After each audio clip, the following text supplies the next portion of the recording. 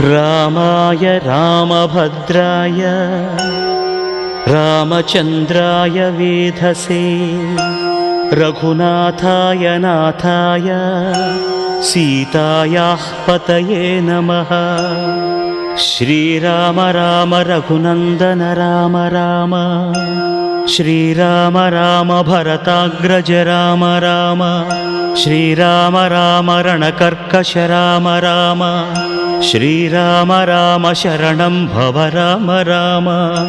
श्रीरामचन्द्रचरणौ मनसा स्मरामि श्रीरामचन्द्रचरणौ वचसा गृह्णामि श्रीरामचन्द्रचरणौ शिरसा नमामि श्रीरामचन्द्रचरणौ शरणं प्रपद्ये।